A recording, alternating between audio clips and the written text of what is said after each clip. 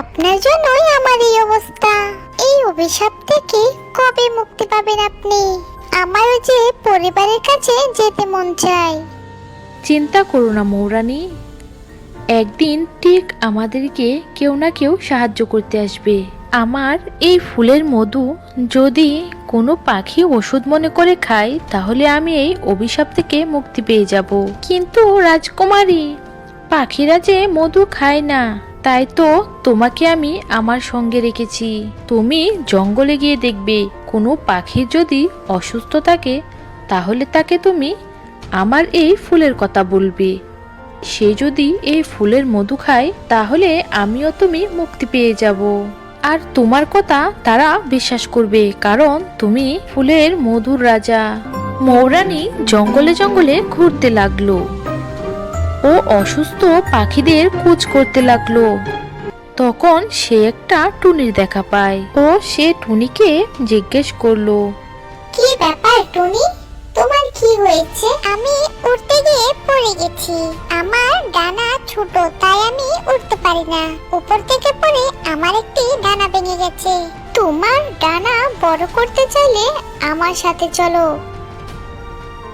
একটি লাল গোলাপের সন্ধান আমি জানি, যার মধু খেলে তোমার ডানা তাড়াতাড়ি বড় হয়ে যাবে আর তুমি আকাশে উড়তে পারবে ও তোমার শরীরের ব্যথা ঠিক হয়ে যাবে।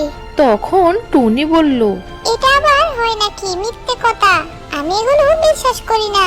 চলে যাও, ফালতু কথা। মৌরানীকে অপমান করে তাড়িয়ে দিল টুনি। মৌরানী কান্না করতে করতে চলে গেল একটি গাছের কাছে। সেইখানে গিয়ে সে দেখতে পেল একটি কাক কান্না করছে। তখন মৌরানী কাকটিকে জিজ্ঞেস করলো, তোমার কি হয়েছে?